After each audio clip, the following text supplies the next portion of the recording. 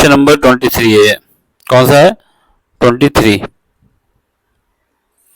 ठीक, paper code हमारा वही है HW 802 822 सॉरी। तो ये क्वेश्चन कौन सा है? इस क्वेश्चन नंबर 23 में दो पार्ट हैं, कोई एक पार्ट करना होता है, या तो ये कर लें या फिर नीचे वाला कर लें। ठीक है, तो यहाँ से 24, 25, 26 में 3 पार्ट आते हैं, इनमें से आपको एक एक क्वेश्चन करने होते हैं। पहला जो क्वेश्चन नंबर है 23 का, ये कह रहा है कि यदि किसी समांतर श्रेणी यानी एपी के प्रथम 8 पदों का योगफल कितना है? 64 है। इसके प्रथम 17 पदों का योगफल कितना है? इतना है। तो आपको श्रेणी का प्रथम पद, ठीक है, एवं सर्वांतर ज्ञात कीजिए। तो क्या होगा ये बताना है।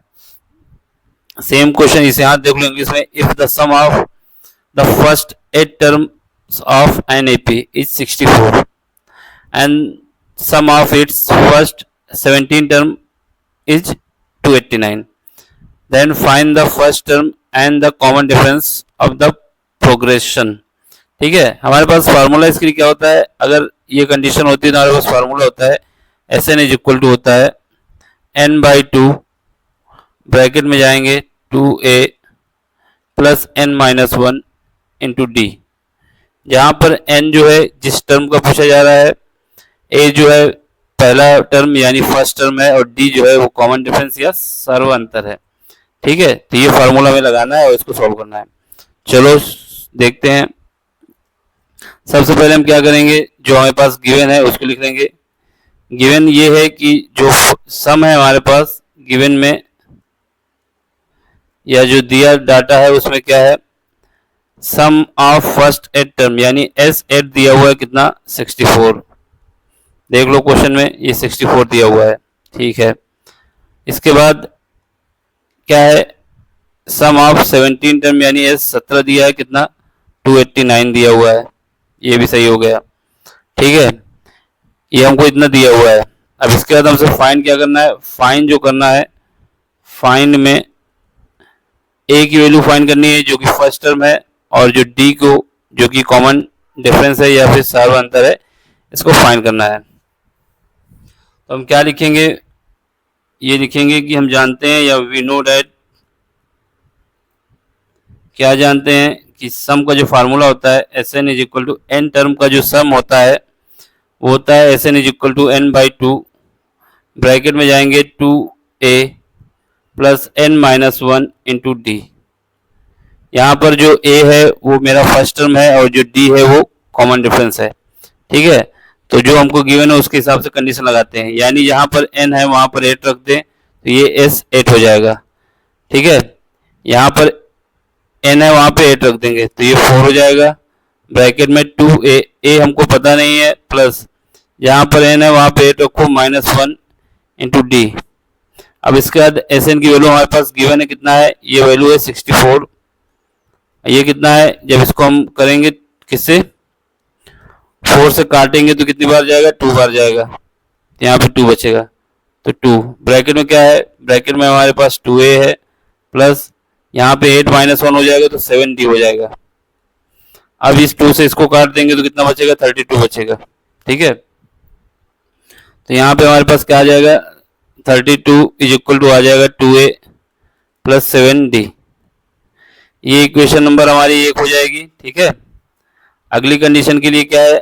अगले के लिए हमारे पास जो है s, जहां पर n है वहां पर 17 लिख दो। S17 इज इक्वल टू क्या हो जाएगा? जहां पर n था वहां 17 लिख देंगे, डिवाइड बाई किससे करेंगे? डिवाइड बाई करेंगे 2a से। तो यहाँ पे हमने ये 4 लिख दिया, ये गड़बड़ हो गया। यहाँ पे 2 होता है ना, तो इसको भी सही करो पहले तो, ये तो ये गड़बड़ हो जाएगा। यहाँ पे 2 आएगा, जब यहाँ पे 2 आएगा तो फिर गड़बड़ हो जाएगा। तो इसको फिर से लिख देते हैं, क्या मतलब है, फंस जाओगे तो। ठीक है, तो ये हमारा जो है यहाँ पे 2 आता है ना नीचे फार्मूले में 2, तो 2 से काटेंगे तो कितनी बार जाएगा? 4 टाइम्स जाएगा। ठीक है, यहाँ पे बचेगा 4 मेरा। ठीक, तो इसको 4 से जब काटेंगे तो एक बार में जाएगा। यहाँ पे बचेगा 16, तो यहाँ से हमारे पास क्या आएगा? 16 इज इक्वल टू आ जाएगा 2a प्लस 7d। ये हमारा इक्वेशन नंबर फर्स्ट हो गई। इसके बाद 17 वाले में कंडीशन लगाएंगे। 17 वाले में क्या है, एस एन जहाँ पर एन है वहाँ पे 2 रखना है। ब्रैकेट में जाएंगे 2a plus N minus 1, N की जगह क्या कितना लिखना है, 17 लिखना है।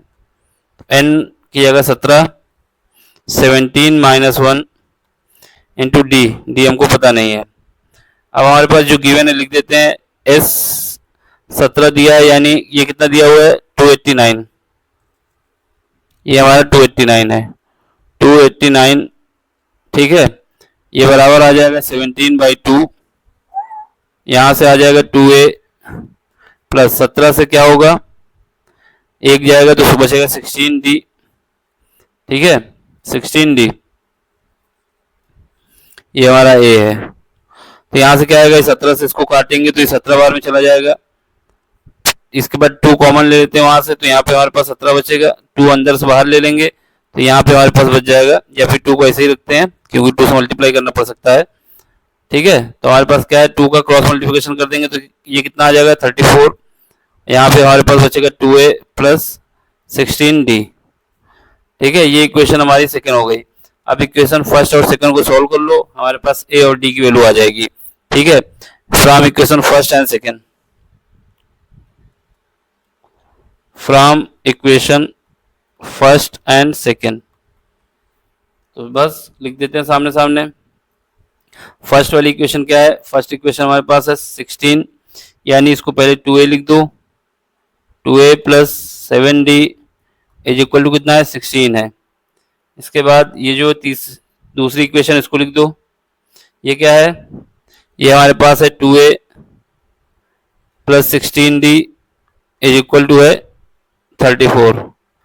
इसको घटा दो, तो घटाएंगे तो ये माइनस हो जाएगा, ये भी माइनस हो जाएगा, ये भी माइनस हो जाएगा, यहाँ से ये आपस में कट जाएंगे। तो यहाँ पे क्या बचेगा, माइनस का 9d बचेगा।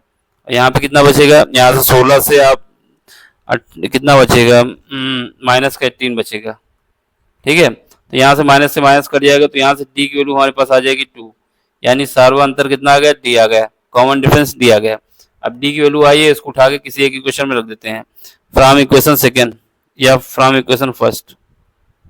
इक्वेशन फर्स्ट में क्या है, d बराबर 2 रख देंगे, तो यहाँ पे 2a प्लस d की जगह कितना रखना है, 2 रखना है, ये कितना है 16, तो यहाँ से हमारे पास 2a, ये कितना आ जाएगा 16, और ये 7 इंटू 2 14 हो जाएगा, 14 यहाँ पे भेजेंगे तो निगेटिव हो जाएगा, तो यहाँ से हमारे पास 2a इज इक्वल टू आ जाएगा 2, तो यहाँ से a की वैल्यू आ जाएगी 1, यानी हमारे पास फर्स्ट टर्म आ गया 1 और कॉमन डिफरेंस आ गया कितना आ गया, d। ये हमारा फर्स्ट टर्म है, आंसर हो गया, ये हमारा कॉमन डिफरेंस है, ये भी आंसर हो गया, ठीक है।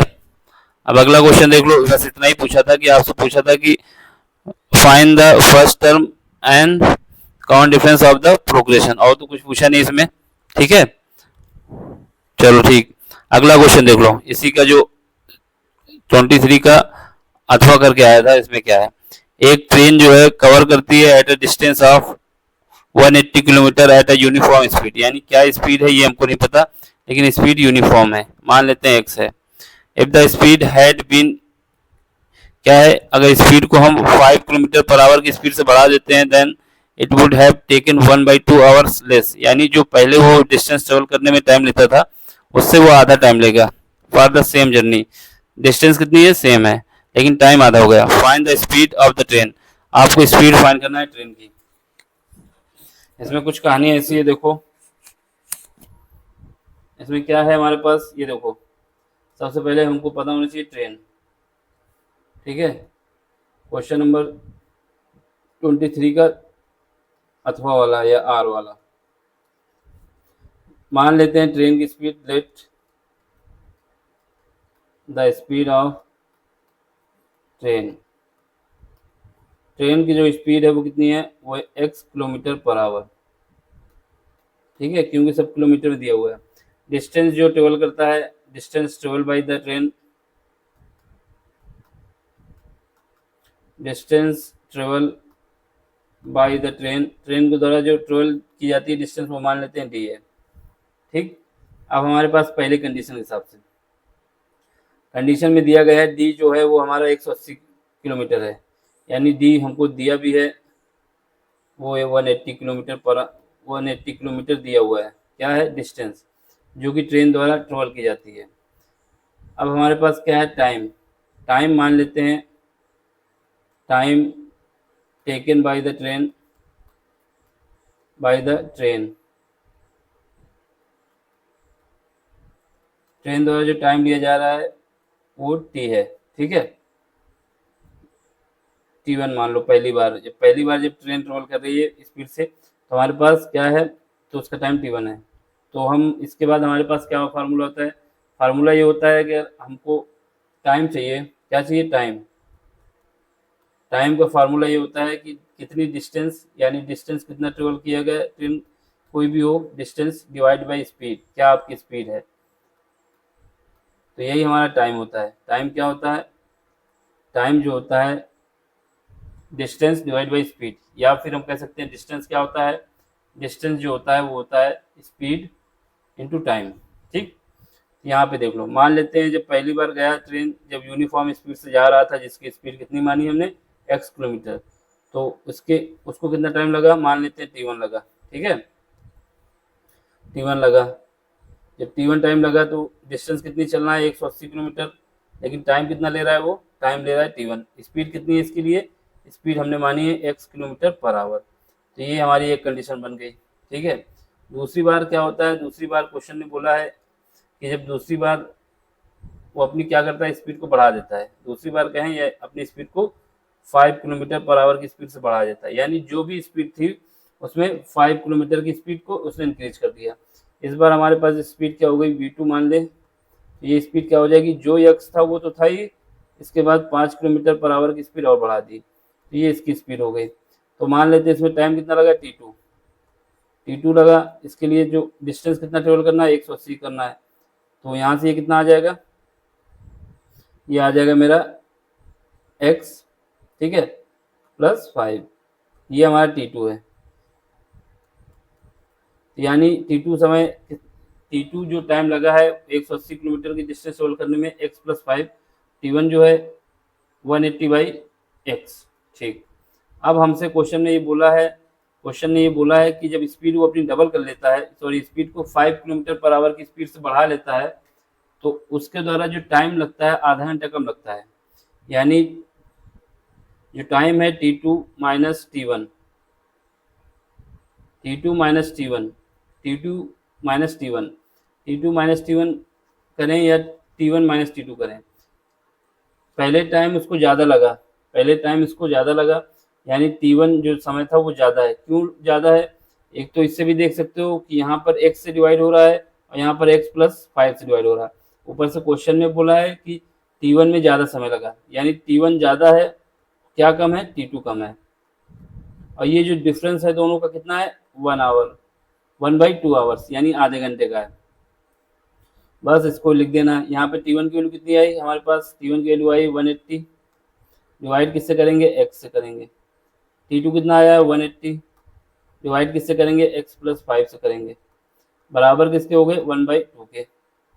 अब क्या करो, 180 कॉमन ले लो और एलसीएम ले लो। 180 बाहर ले लेते हैं, अंदर क्या बचेगा, 1/x minus divide by x plus 5, ये बराबर है हमारा 1/2 के, ठीक है। अब देखो, अब हमें क्या करना है, इसको सॉल्व करना है। तो 180, ठीक। अब हमें एलसीएम लेना है, ठीक। मल्टीप्लाई करो, क्रॉस मल्टीप्लिकेशन, x प्लस 5, ठीक है, माइनस एक्स, डिवाइड किससे होगा, x इंटू एक्स प्लस 5, ये हमारा एलसीएम आ गया। ये किसके बराबर है, 1/2 के। x से x कट गया, ठीक है। अब यहाँ पे क्या करो, क्रॉस मल्टीप्लिकेशन कर दो, तो यहाँ पर 1800 हो जाएगा, क्योंकि 180 का मल्टीप्लाई 5 से होगा, फिर उसका 2 से होगा, ये हो जाएगा एक्स स्क्वायर प्लस 5x, ठीक है। तो ये हमारा आ गया x square plus 5x, minus कितना आ जाएगा, माइनस आ जाएगा 180, 1800 किलोमीटर पर आवर, ठीक है। ये हमारा आ गया। अब हमें क्या करना है, इसका फैक्टर करना है और वैल्यू निकालनी है। या तो एक तरीका ये है, इसका फैक्टर कर लें और वैल्यू निकाल लें। दूसरा तरीका ये है कि हम क्या करें, इसको इसको एक तरीके से और कर सकते हैं कि हम जो हमारे पास फार्मूला, ठीक है, या तो हम इसको फार्मूला जो हमारे पास होता है श्रीधर चर वाला, क्या होता है फार्मूला, हमारे पास फार्मूला ये होता है कि अगर हमारे पास x नहीं पता हमको कैपिटल X, तो यहाँ पे minus b plus minus under root b square minus 4ac, ठीक है, डिवाइड बाई 2a, इसका यूज कर सकते हैं, इससे निकाल सकते हैं वैल्यू, या फिर हम फैक्टराइजेशन मेथड का यूज करें, दोनों ही केस में बात सही होगी, ठीक है, दोनों बातें सही निकलेंगी।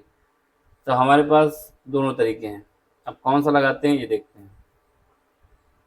देखो अगर हम क्या करें, अगर हम इसको 5x को क्या लिख दें, 5x को हम लिख सकते हैं एक्स स्क्वायर प्लस क्या करेंगे 45x, ठीक है, माइनस 40x माइनस 1800।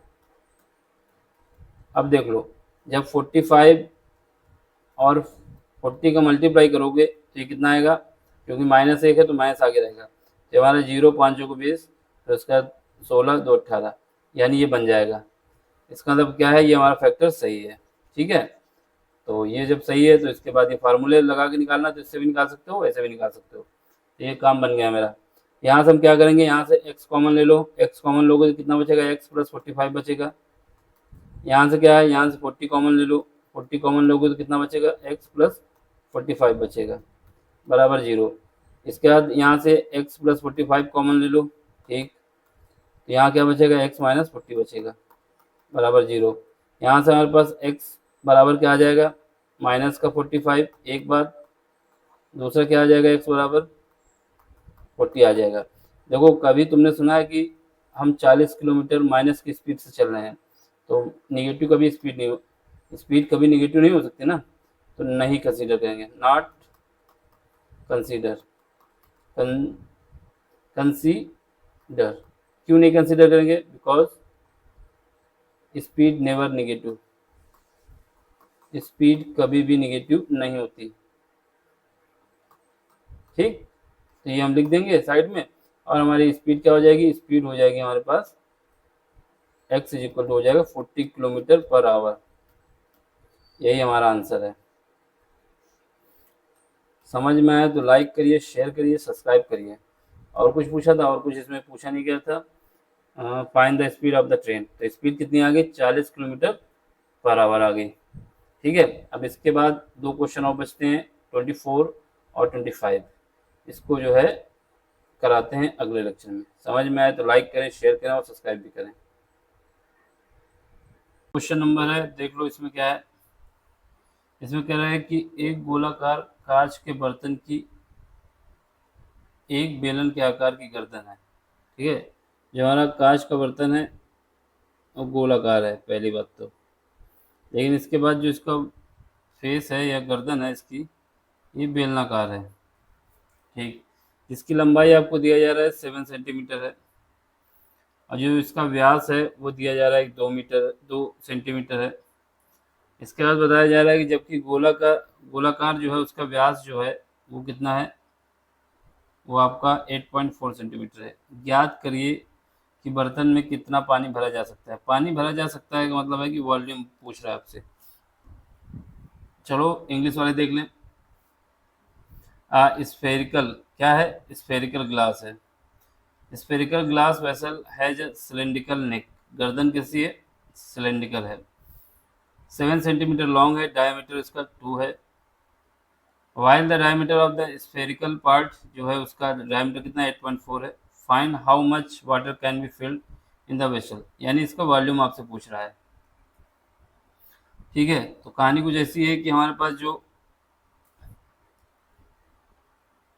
जो है वो स्फेरिकल है, ये गोला है, ठीक है। लेकिन इसमें कंडीशन ये दे दी गई है, जो इसकी नेक है, गर्दन है, कलर सेम ही रखना, लेकिन हमने आपको अलग बता दिया है। इसकी गर्दन का जो शेप है वो बेलनाकार है, यानी सिलेंड्रिकल है। क्या है, सिलेंड्रिकल है। तो हम ये कह सकते हैं कि ये जो है हमारा कुछ ऐसा केस है,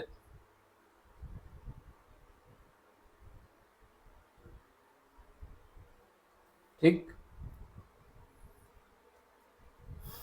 तो इसका जो व्यास है सिलेंडर का, ये जो है ये दिया हुआ है 2 सेंटीमीटर। कितना है? 2 सेंटीमीटर। क्वेश्चन में बोला है कि जो व्यास है सिलेंडर का वो व्यास है 2 सेंटीमीटर। 2 सेंटीमीटर व्यास का मतलब है कि इसकी यहाँ से जो डिस्टेंस है ये डिस्टेंस जो है वो 2 सेंटीमीटर है। यानी इसकी रेडियस कितनी हो जाएगी? रेडियस हो जाएगी 1 सेंटीमीटर की। कितनी? 1 सेंटीमीटर। व्यास अगर डी हमारा कितना है? 2 सेंटीमीटर, तो आर हो जाएगा इसका, जो कि R1 मान लेंगे बेलन के लिए। इसके रेडियस मान लेंगे R1, तो ये कितना है? ये हमारा है, इसको D1 मान लो। ये 2 डिवाइड बाई 2 हो जाएगा 1 सेंटीमीटर का।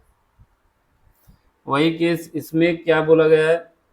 इसके लिए बोला गया है बेलन के लिए।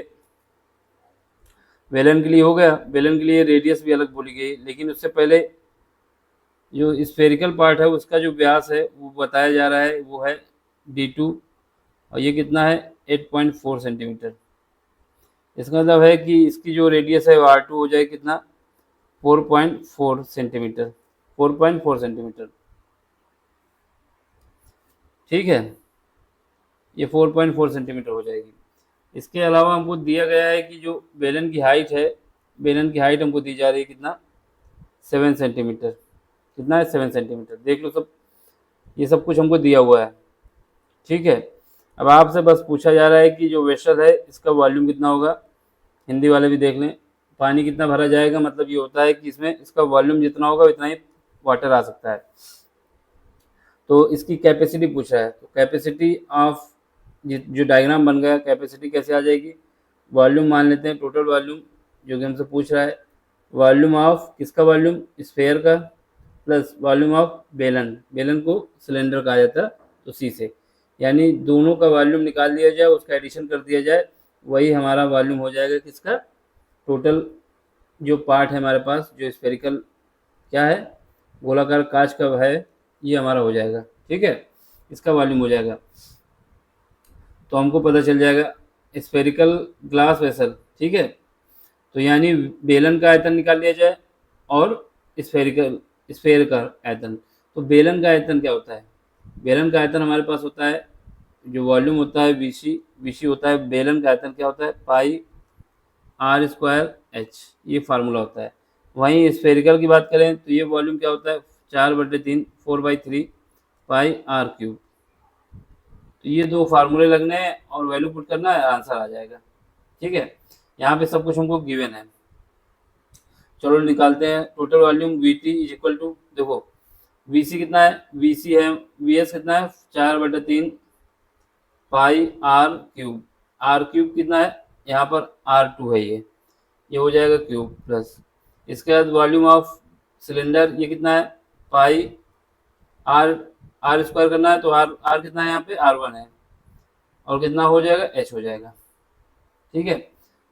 अब यहाँ से हम क्या करेंगे? पाई कॉमन ले लेते हैं, पाई कॉमन ले लेंगे तो अंदर क्या बचेगा? 4/3, ठीक।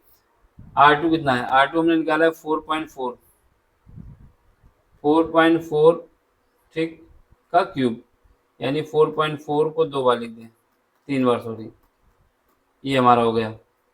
इसके बाद क्या है? R1, R1 कितना है? ये 1 सेंटीमीटर है। 1 का कितनी बार भी क्यूब किया जाए ये 1 ही रहता है। और H कितना है? 7 है, तो ये हमारा आ जाएगा 7, ठीक।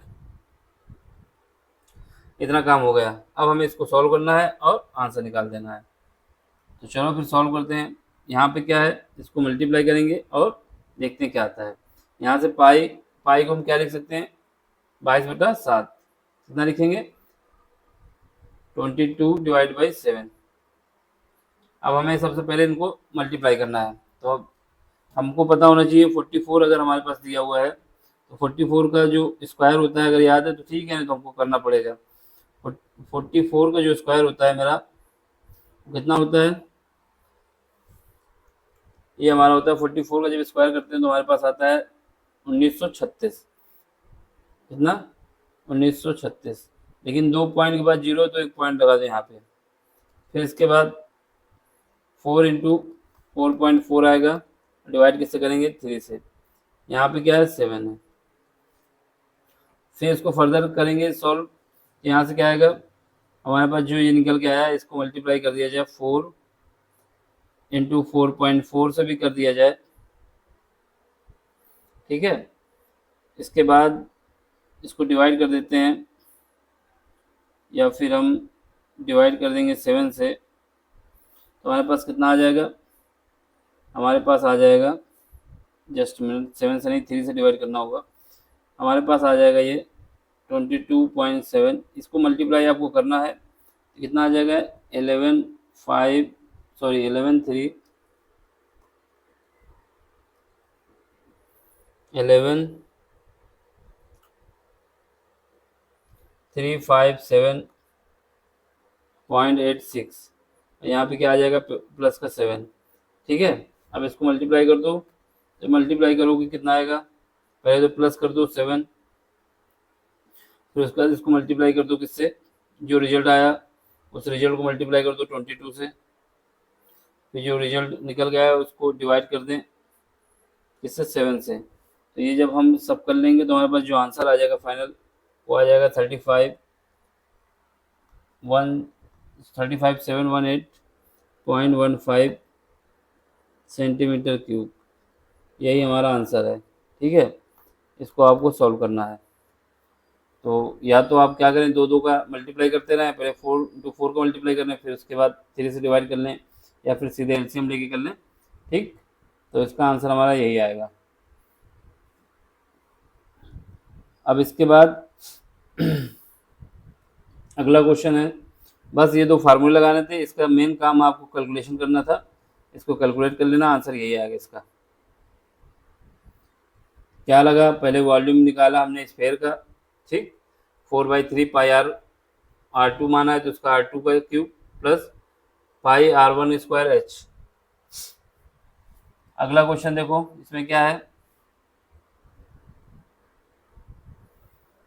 ये आपसे कह रहा है कि a toy is in the form of cone, cone के फॉर्म में है, जिसकी रेडियस दी गई है आपको 3.5 सेंटीमीटर। इसको माउंटेड किया गया है, और किसमें माउंटेड किया गया है, एक हेमी स्फेयर में, हेमी स्फेयर यानी semi sphere of the same radius, जो हेमी स्फेयर है उसकी रेडियस भी सेम है। The total height of the toy is this, find the total surface area of the toy. Hindi वाले भी देख लें, एक खिलौना 3.5 सेंटीमीटर त्रिज्या वाले एक शंकु के आकार का है, ठीक है, जो उसी त्रिज्या वाले एक अर्धगोले पर अधरोपित है, ठीक है। इस खिलौने की संपूर्ण ऊंचाई कितनी, ये है 15.5 सेंटीमीटर। इस खिलौने का संपूर्ण पृष्ठीय क्षेत्रफल ज्ञात करें। तो इसमें कुछ कहानी ऐसी है कि हमारे पास जो शंकु है, शंकु ऐसे बना हुआ मान लो, ठीक है। इस शंकु का ये जो है, ये कोन शेप है ऊपर वाला, और ये इसका डायमीटर शेप है। इसी डायमीटर पे सर्किल बना हुआ है, जो सर्किल है हेमीस्फेयर, वो इसी डायमीटर पे बना हुआ है, ठीक है। तो ये सीधा बनाओगे तिरछाई, तो ओवरऑल हाइट दी गई है आपको, और इसका जो दोनों का रेडियस है वो सेम है, या फिर जो डायमीटर वो सेम है, ठीक। तो बस यही बोला गया है, इसका रेडियस सेम है यानी इसकी आधी हाइट सेम है। अब हमसे इसको कर्व सरफेस एरिया निकालना है। कर्व सरफेस एरिया का मतलब ये जो बॉर्डर है इसका, ये सब इंक्लूड करते हुए ये बताना है। तो कर्व सरफेस एरिया शंकु का क्या होता है, और कर्व सरफेस एरिया स्फेयर का क्या होता है। स्फेयर का कर्व सरफेस एरिया होता है 4 पाई R², लेकिन हेमी स्फेयर है तो ये कितना हो जाएगा 2 पाई R²। इसका इसका शंकु का कितना होता है, शंकु का होता है पाई RL, ठीक है। तो ये बस यही कॉन्सेप्ट लगाना है, इसमें इन दो फार्मूले का यूज करके इसको सॉल्व करना है। चलो बनाते हैं डायग्राम। पहले तो सबसे पहले डायग्राम बनाना सीखें।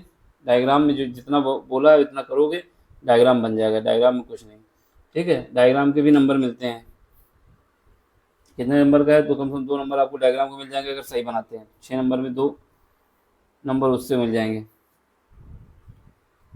तो देखो कहानी कुछ ऐसी है। क्वेश्चन नंबर कौन सा है, 24 है, 24 का अथवा वाला है ना, R वाला। तो ये क्या है देख लो, यहाँ पे मान लेते हैं ये हेमिस्फीयर बना देते हैं,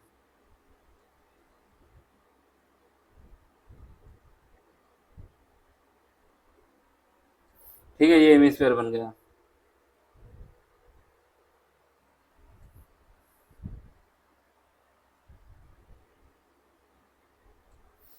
ठीक। ये थोड़ा तिरछा हो गया है, फिर भी मान लेना। ये सीधा मानना, बिल्कुल तिरछा नहीं मानना। ये फिर से एक बार ट्राई कर लेते हैं, शायद बन जाए।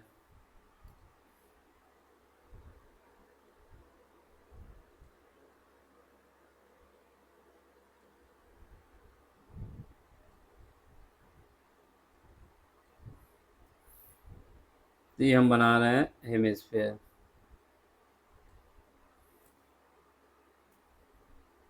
अगर ऊपर से लाइन खींचते हैं तो फिर गड़बड़ हो जाता है क्या? नहीं हुआ, इस बार बन गया। ठीक है, फिर भी थोड़ा तिरछा ही है, लेकिन ऊपर एक लाइन हटा देते हैं तो बन जाएगा। ठीक, ये हमारा बन गया हेमिस्फेयर। अब इसके ऊपर एक शंकु रखा हुआ है जो कि खिलौने की बात कर रहा है। तो ये शंकु को हम बना देते हैं ऐसा करके, जिससे लाइन सीधी रहे।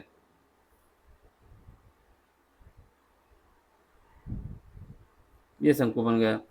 और ये बोला जा रहा है ये शंकु का और इसका दोनों का ये जो है रेडियस सेम है। ठीक, तो इसकी रेडियस और शंकु की रेडियस सेम है। यानी ये कितनी है, ये हमारे पास है, कितना दिया है क्वेश्चन में? क्वेश्चन में दिया गया है 3.5 सेंटीमीटर। कितना है? 3.5 सेंटीमीटर। इसके बाद ये बोला है कि जो रेडियस है दोनों की सेम है। इसका मतलब क्या होगा? इसका मतलब ये होगा जो स्फेयर है इसकी भी रेडियस हमारी सेम होगी। ठीक है, ये जो स्फेयर यहाँ से बना ये भी रेडियस, क्योंकि ये रेडियस है सेंटर से, तो ये भी हमारा कितना होगा? 3.5 सेंटीमीटर होगा। लेकिन इसने ये बोला है कि जो ओवरऑल हाइट है, टोटल जो हाइट है खिलौने की, ये टोटल हाइट जो है यहाँ से अगर लगाएंगे इसके सरफेस से, तो इसकी जो टोटल हाइट है वो कितनी है? ये जो टोटल हाइट है वो है 15 पॉइंट, कितना है? 15.5 सेंटीमीटर। समझ गए? ये 15.5 सेंटीमीटर है। अब आपसे कर्व सरफेस एरिया निकालने को बोल रहा है। कर्व सरफेस एरिया का मतलब है कि आपका जो ये पोर्शन है जिसको हाईलाइट हम कर दे रहे हैं, जो कि हाईलाइट करने जा रहे हैं, ये जो पोर्शन हमारा ये जो पूरा पार्ट होता है ये वाला, ये सब कर्व सरफेस एरिया होता है। ठीक है, तो इसका एरिया हमको पूरा निकालना है। ये पूरा जाएगा इधर, और ये जो लाइन है ये जो एरिया होगा ये सब कर्व सरफेस एरिया होगा। इसका मतलब हमें क्या करना है? ये कर्व सरफेस एरिया निकालना है। तो हम क्या करें, अगर सरफेस एरिया किसका निकाल दें? हेमिस्फेयर का और शंकु का, तो वही हमारा कर्व सरफेस एरिया हो जाएगा। तो curve surface area, total curve surface area, total curve surface area, जो एरिया हो जाएगा टोटल कर्व सरफेस एरिया, वो हो जाएगा मेरा, टोटल कर्व सरफेस एरिया किसका हो जाएगा? शंकु का। शंकु यानी कोन का, curve surface area of cone. ठीक, curve surface area of cone plus curve surface area of hemisphere, hemisphere जो कि दिया हुआ है। ठीक है, इसका हमें बस निकाल लें तो ये हमारा कर्व सरफेस एरिया हो जाएगा। अब कर्व सरफेस एरिया निकालने के लिए सबसे पहले हमको हाइट पता होनी चाहिए शंकु की। तो हाइट कैसे पता करेंगे? तो हाइट पता करने के लिए देखो, ये जो डिस्टेंस है यहाँ से ये भी डायमीटर है और ये भी डायमीटर है। ठीक है, तो इसका मतलब क्या हुआ? ये जो हाइट हो जाएगी, ये वाली हाइट, ये हाइट हमारी हो जाएगी किसकी? हेमिस्फेयर की, जो कि डायमीटर इसका 3.5 सेंटीमीटर। तो इसका मतलब क्या हुआ? जो रिमेनिंग हाइट है, ये जो अगर h मान लेते हैं, ये h मानते हैं, तो h कैसे आ जाएगी कि 15 सेंटीमीटर में से अगर 3.5 सेंटीमीटर घटा दिया जाए तो ये हमारी इसकी हाइट आ जाएगी। कितना आ जाएगा? 15.5 में से 3.5 घटा देंगे, कितना आ जाएगा? 12 सेंटीमीटर। इसका मतलब क्या हुआ कि 12 सेंटीमीटर का हाइट का शंकु है। ठीक, और बाकी अब इसके बाद क्या करना है? अब हमको एल निकालना है। एल, ये तो हमारा एच है। एल क्यों निकालना है? क्योंकि हमारे पास जो फार्मूला होता है, अगर टोटल सरफेस एरिया निकालना है, टोटल कर्व सरफेस एरिया, तो ये हमारा क्या है? कोण का क्या होता है? पाई आर एल। रेडियस सेम है इस वजह से आर रखेंगे। इसका क्या होता है? हेमिस्फेयर का 2 पाई आर स्क्वायर। तो ये लगा रहे हैं इस फार्मूले पे, तो इस पे हमें एल की वैल्यू भी चाहिए, आर की हमको पता है। ठीक है, एल कैसे निकलेगा? तो ये केस बन जाएगा 90 डिग्री का। ठीक है, सेंटर से लाइन जा रही है तो 90 डिग्री हो गया। और ये हमारा पता है, ये हमको बेस पता है और ये भी हाइट भी पता है, ये निकालना है। पाइथागोरस थ्योरम लगा लेंगे, पाइथागोरस थ्योरम लगा लेंगे। ट्रायंगल का नाम दे दो O A B, O A B में पाइथागोरस थ्योरम लगा लेते हैं। In triangle O A B using Pythagoras theorem, Pythagoras theorem use करेंगे तो क्या आ जाएगा यहाँ पे, ये अगर एल है हमारा, इसी को निकालना है तो एल स्क्वायर क्या आ जाएगा, h square plus r square. R कितना है 3.5 सेंटीमीटर। एच की वैल्यू हमने अभी निकाल ली, कितनी आई 12 सेंटीमीटर आई है। कितनी आई है 12 सेंटीमीटर। जब एच की वैल्यू निकल आई तो बस एल की वैल्यू भी निकल आएगी। एल स्क्वायर इक्वल टू आएगी ये 12 सेंटीमीटर का स्क्वायर प्लस 3.5 का होल स्क्वायर। इसको सॉल्व करेंगे तो ये आ जाएगा मेरा 144 आ जाएगा। ठीक है 144 आ गया। और ये क्या आ जाएगा, इसका जब स्क्वायर देखेंगे तो ये हमारा आ जाएगा लगभग 12.5, ठीक 12.5 सॉरी 12.25 आ जाएगा। 35 को जो होता है वो 12.35 होता है, तो 12.25 होता है ये। तो ये हमारा आ जाएगा, किसका आ जाएगा 35 का। अब हमें क्या निकालना है, एल निकालना है। तो ये सब अंडर रूट के अंदर दे दो, इनका एडिशन कर दो, कितना आएगा 156 पॉइंट हमारा कितना आ जाएगा 156 पॉइंट आ जाएगा 25। ठीक है अब इसका हम क्या करेंगे, इसका जब अंडर रूट के बाहर निकालेंगे तो ये आ जाएगा मेरा 12.5 सेंटीमीटर स्क्वायर।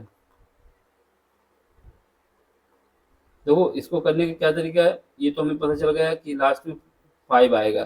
ठीक है इसके बाद हम इसको क्या है, ये हम देखें किसके करीब है।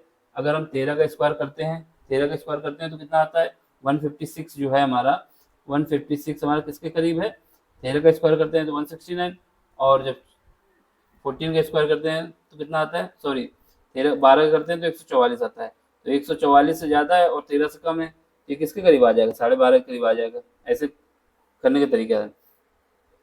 बस हमें एल निकल आया। आप curve surface, total curve surface area निकाल लेते हैं। टोटल कर्व सरफेस एरिया कितना आ जाएगा, पाई क्या है, पहले तो पाई हम बाहर ले लें, अगर पाई बाहर ले लेते हैं, जो हमारे पास फार्मूला है उसको लिख देते हैं एक बार, फिर बाहर लेते हैं। ठीक है सबसे पहले क्या लिख देते हैं, 2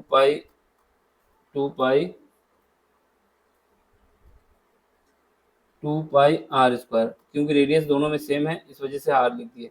यहाँ से पाई आर एल।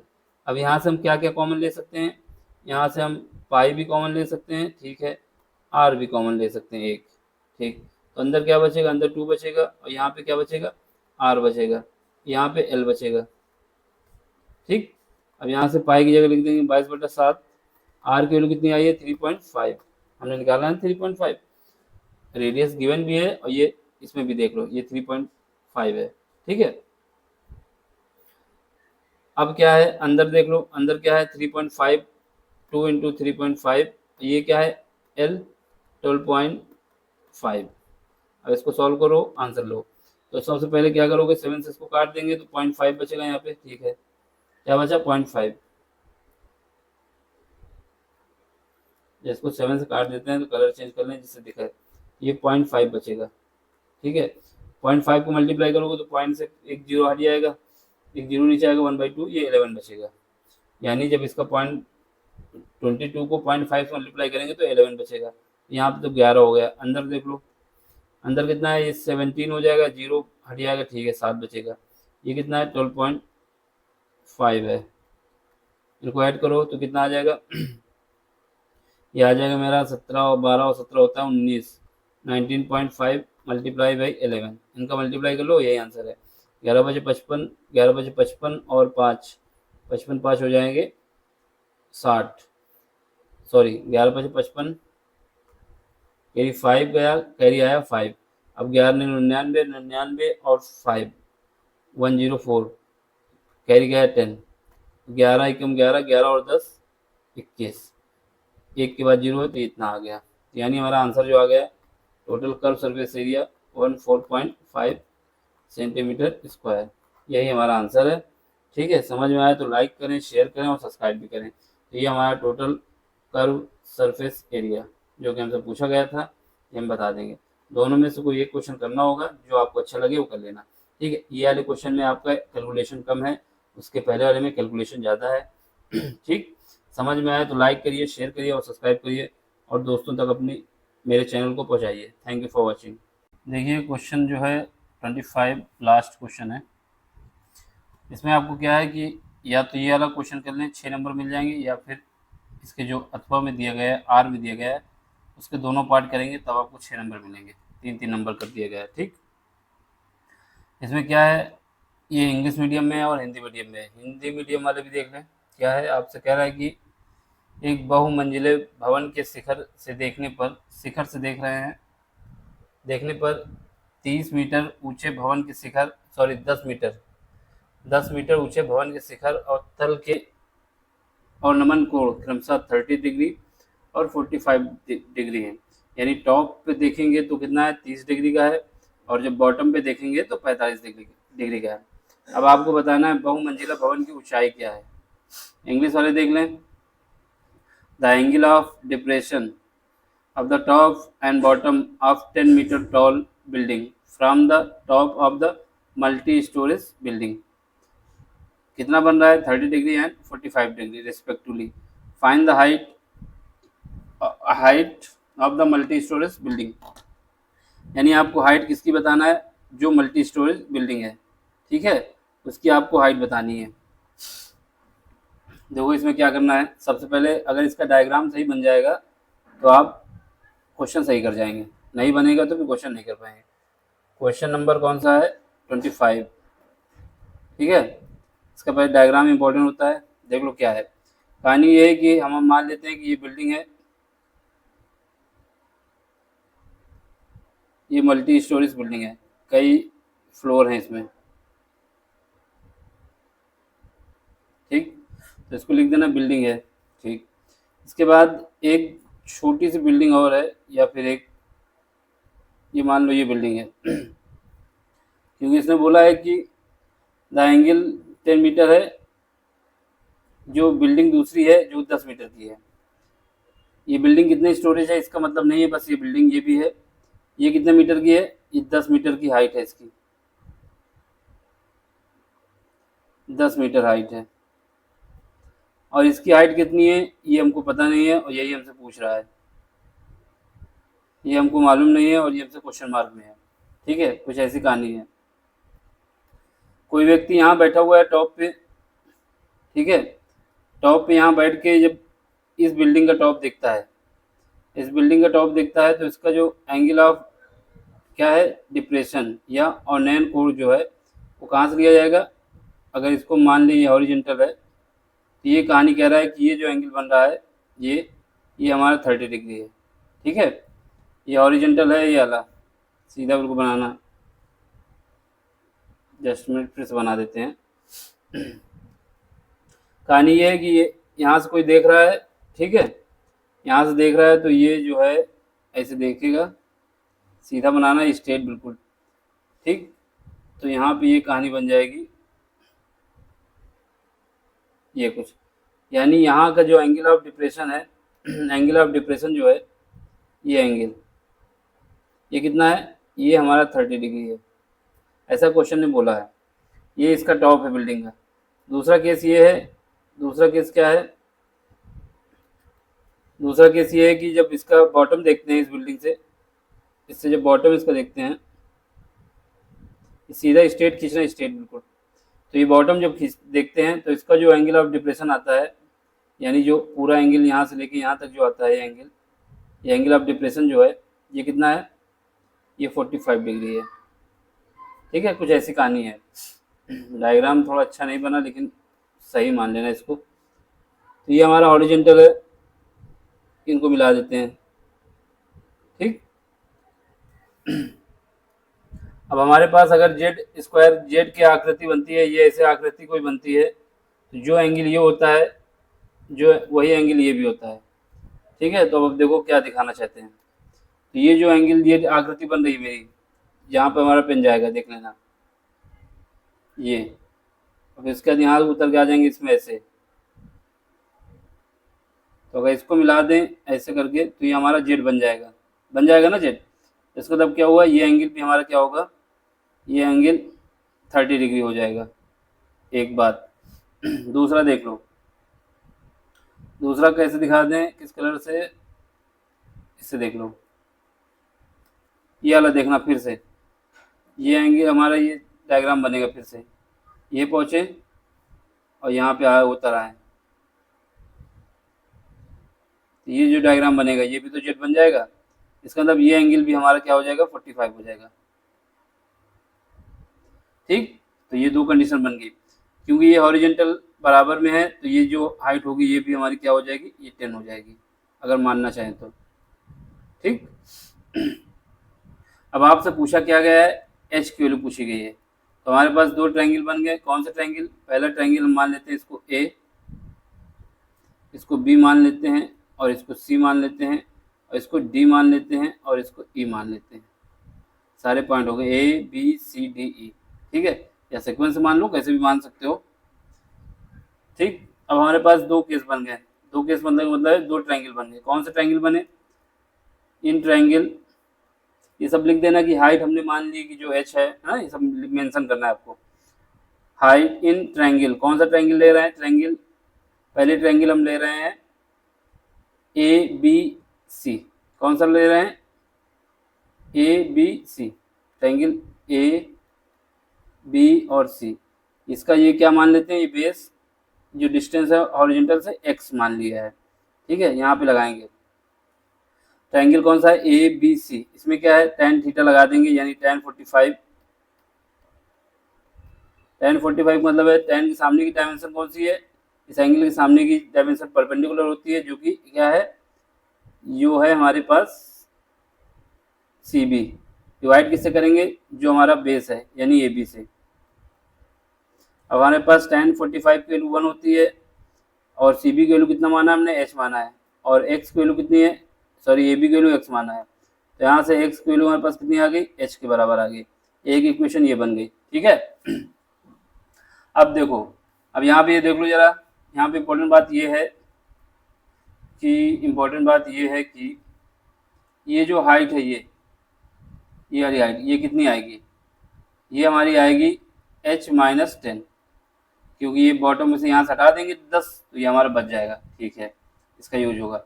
अब कौन सा ट्रायंगल लेंगे, इन ट्रायंगल, कौन सा ट्रायंगल ले रहे हैं, डी ई सी, डी ई सी, कौन सा ट्रायंगल है, ये वाला ट्रायंगल।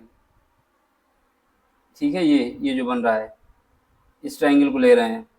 ठीक है, डी ई सी। अब इसमें लगा दो tan 30 डिग्री, tan 30 डिग्री। ठीक, tan 30 डिग्री कितना हो जाएगा, यहाँ पे हमारे पास क्या है, ये हमारा इसके रिस्पेक्ट में देखोगे तो ये परपेंडिकुलर क्या है, सी, डिवाइड में क्या आएगा, सेम ए बी या डी सी डी ई बराबर है, ये भी एक्स होगा ना, डी और ये। इसका मतलब क्या आया, tan 30 डिग्री की वैल्यू कितनी होती है, tan 30 डिग्री की वैल्यू होती है 1/√3। और सी कितना है, सी देख लो यहाँ पे, ये जो सी है ये है h-10। डिवाइड किससे करोगे, x से। यहाँ से जब अरेंज करोगे तो x की वैल्यू कितनी आ जाएगी, h-10√3। ये इक्वेशन हमारी हो गई सेकेंड। अब क्या करोगे, दोनों इक्वेशन को आपस में इक्वल कर दोगे, x की वैल्यू रख दोगे। ठीक है, तो क्या आ जाएगा, from equation first and second. ठीक है, इसमें क्या आएगा, x की वैल्यू रख देंगे h के बराबर, यानी h इज इक्वल टू आ जाएगा मेरे पास √3h - 10√3। ठीक, अब क्या करोगे, h को इस तरफ ले आओ, h को इस तरफ ले आएंगे, या फिर इसको क्या करो, इसको भेज दें लेफ्ट साइड और इसको राइट साइड भेज दें। तो यहाँ से हमारे पास क्या आएगा, 10√3, यहाँ पे आ जाएगा h कॉमन ले लो, यहाँ √3 माइनस का 1 बचेगा। ठीक है, तो हमारे पास h की वैल्यू कितने आ जाएगी, 10√3, डिवाइड किससे करेंगे, √3 - 1। अब क्या करना है, इसके कॉन्जुगेट से मल्टीप्लाई कर देना है। कॉन्जुगेट का मतलब है √3 -1 का, सॉरी -1 है तो इसका प्लस से जो नेगेटिव साइन होगा उसका अपोजिट से मल्टीप्लाई करना होता है, वही कॉन्जुगेट होता है। ठीक है, तो ये कितना आ जाएगा √3, सॉरी यहाँ आ जाएगा √3 + 1। ठीक है, बस इसको सॉल्व कर दो, आंसर आ जाएगा। यहाँ से यह चीज इक्वल टू आ जाएगा मेरे पास 10 √3। अब नीचे देखो, नीचे क्या होगा, a minus b a plus b का फॉर्म बन जाएगा, a माइनस बी और a प्लस बी का फॉर्म बन जाएगा। ये क्या हो जाएगा, a square minus b square. यहाँ से √3 का स्क्वायर कितना आ जाएगा 3, 1 का स्क्वायर 1 आ जाएगा। यहाँ पे क्या बचा है √3 + 1। तो ये हमारा h इज इक्वल टू आ जाएगा 5, क्योंकि यहाँ 3 - 2 कितना बचेगा, 2 बचेगा। एक बार और करके दिखा दें तो हवा में न उड़ जाए। यहाँ से हमारे पास 10 √5 बचा, सॉरी 10 √3 बचा, या फिर √3 का मल्टीप्लाई कर देते हैं अंदर। तो √3 का अंदर मल्टीप्लाई कर तो कितना आ जाएगा, यहाँ पे 3 + √3 आ जाएगा। ठीक है, नीचे क्या बचेगा, 3 से 1 जाएगा तो 2 बचेगा, 2 से इसको काट देंगे तो यहाँ से h की वैल्यू हमारे पास आ जाएगी 5 ब्रैकेट में 3 + √3। यही हमारा आंसर है। ठीक है, ये आंसर आ गया। अगला क्वेश्चन देखो,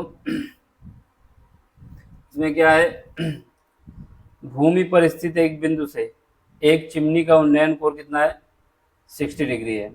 यदि चिमनी के पाद से, यानी जहाँ पर चिमनी है उसके पैर से बिंदु की दूरी कितनी है, 25 मीटर है, तो चिमनी की ऊंचाई बताए। इंग्लिश वाले देख लें।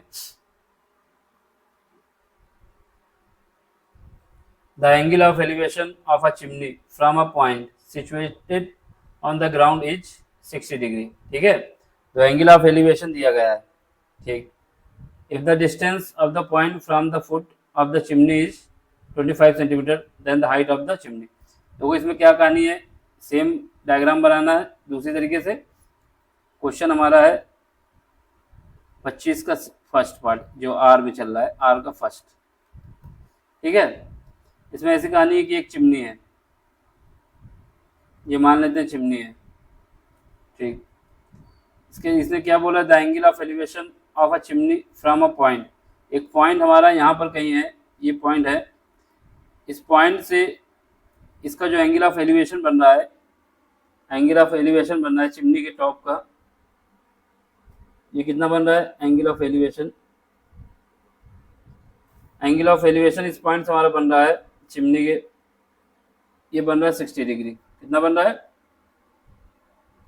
60 डिग्री। देख लो, यही बताया जा रहा है कि जो एंगल ऑफ एलिवेशन है वो हिंदी में क्या बोलते हैं, उन्नयन कोण, इंग्लिश में एलिवेशन, ये 60 डिग्री है।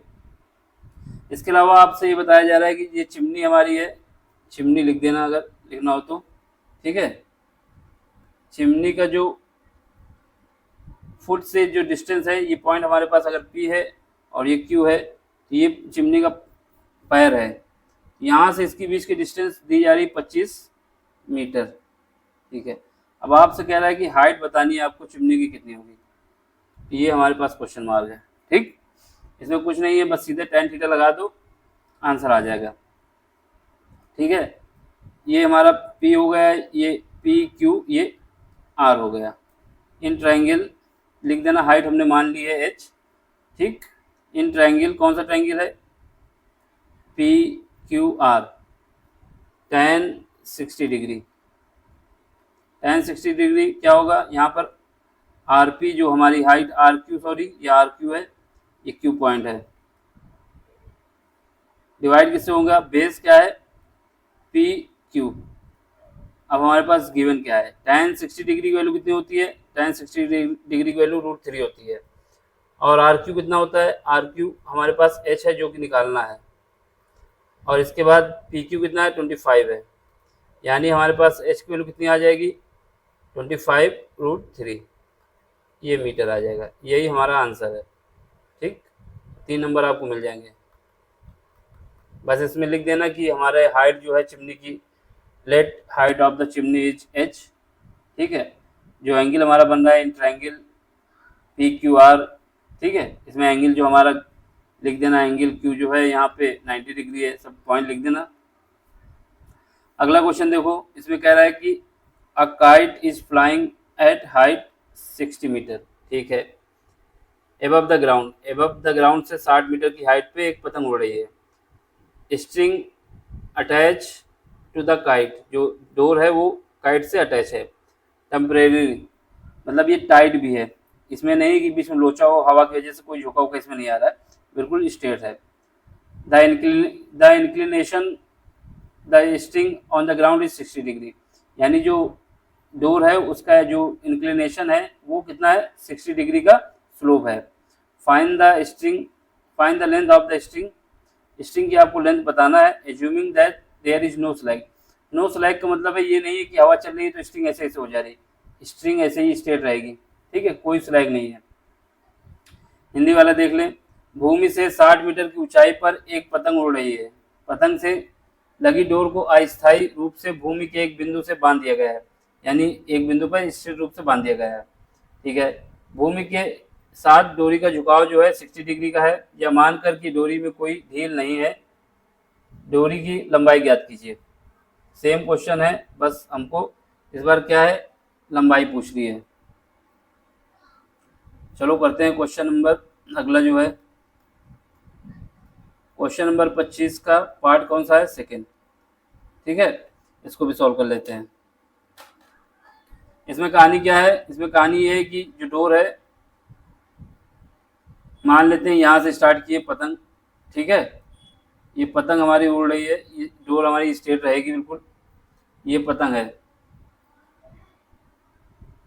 ठीक, ये पतंग उड़ रही है। इसमें ये बताया जा रहा है कि ये जो पतंग है ग्राउंड से कितना है, ग्राउंड से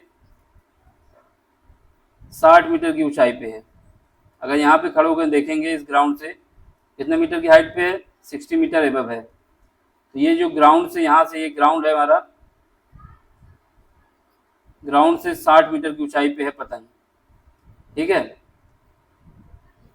तो यहाँ पे ये कहानी है कि इसको थोड़ा सीधा बना दें जिससे कंफ्यूजन ना हो समझने में। तो यहाँ से हमारे पास जो ये बन जाएगा एंगल, ठीक, ऐसे कुछ कहानी है।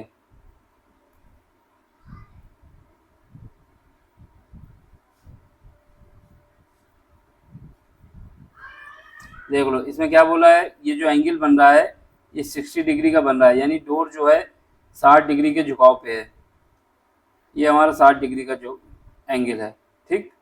अब आपसे कह रहा है कि आपको ये बताना है, ये जो डोरी की हाइट है, ये लंबाई जो है, अगर ये x मान लेते हैं तो इसकी वैल्यू आपको बतानी है कि ये कितनी होगी।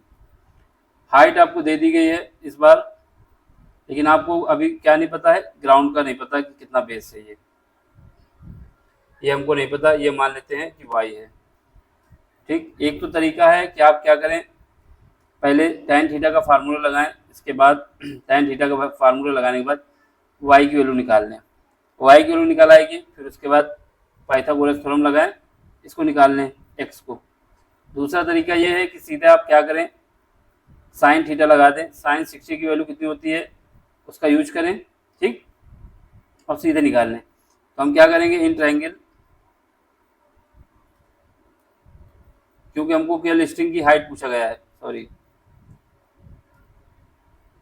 इन ट्रायंगल, कौन सा ट्रायंगल है हमारे पास, ये मान लो P है, ये Q है और ये R है, PQR। हम मान लेंगे कि लेट किए हैं कि जो डोरी है, डोरी की लेंथ कितनी है, x मीटर है, ठीक है। अब ट्रायंगल में क्या करेंगे, साइन थीटा लगा देंगे, साइन 60 डिग्री, साइन 60 डिग्री क्या होता है, साइन के सामने की डायमेंशन यानी परपेंडिकुलर, क्या लोगे, PR, डिवाइड किससे करोगे, हाइपोटेनस, हाइपोटेनस क्या है, PQ, ठीक है। साइन 60 डिग्री की वैल्यू होती है √3/2, साइन 60 डिग्री की वैल्यू होती है √3/2 इज इक्वल टू P की वैल्यू कितनी है, P की वैल्यू, PR की वैल्यू कितनी है, या RP की वैल्यू कितनी है, 60 डिग्री, और हमारे पास PQ की वैल्यू पता नहीं है जो कि हमको निकालना है, x है। बस इसको सॉल्व कर लो, आंसर आ जाएगा, ठीक है। तो यहाँ से हम क्या करेंगे, क्रॉस मल्टीप्लिकेशन करते हैं, यहाँ आ जाएगा 120, डिवाइड किससे होगा, √3 से, और ये x के बराबर हो जाएगा। √3 का ऊपर नीचे मल्टीप्लाई कर दे तो यहाँ आ जाएगा 120 √3, नीचे क्या हो जाएगा √3 का स्क्वायर हो जाएगा 3 हो जाएगा, ठीक है, ये बराबर x क्या आ जाएगा। अब इसके बाद क्या है 3 से इसको काट दें तो कितना आएगा, x बराबर हमारे पास आ जाएगा 40√3 ये मीटर, यानी ये हाइट है किसकी, सॉरी लेंथ किसकी है, डोर की है। यही हमारा आंसर है। एक ये तरीका है, दूसरा हम tan थीटा वाला लगाते हैं, फिर उसके बाद पाइथागोरस थ्योरम लगाते हैं, वो लंबा हो जाता है, ठीक है। सीधे sin थीटा का यूज किया, आंसर निकाल दिया। देखो समझ में आया तो ठीक है, लाइक करें, शेयर करें और सब्सक्राइब करें। आपके 2 सेट हमने करा दिए हैं, एक HV एक HW, 2 हो गए। इसके बाद जितने भी 2024 में सेट बने थे सारे सेट के सोल्यूशन कराएंगे। इसके बाद नंबर आएगा तो 2023 की शुरुआत करेंगे। देखो किसी भी ईयर में जो भी क्वेश्चन सेट बना हुआ है, अगर उतना ही पेपर आप कर लेंगे, क्वेश्चन कर लेंगे, तो आपका कम से कम 80-85 नंबर या 90 के ऊपर ही नंबर आएगा, क्योंकि क्वेश्चन की डिजिट तो चेंज हो सकती है लेकिन जो रिपीटिशन है, जो पैटर्न है, वो नहीं चेंज होगा। और इतने क्वेश्चन कराने के बाद अगर कोई दिक्कत आती है तो फिर और क्वेश्चन लगाने की जरूरत है। नहीं तो ये जो 2024 के जो 6, 7, 8 सेट बने थे, इनका सोल्यूशन करके देख के चले जाएं, इन्हीं से आपको पेपर में क्वेश्चन मिल जाएगा, ठीक है। समझ में आए तो लाइक भी करें, शेयर भी करें और सब्सक्राइब भी करें। Thank you for watching.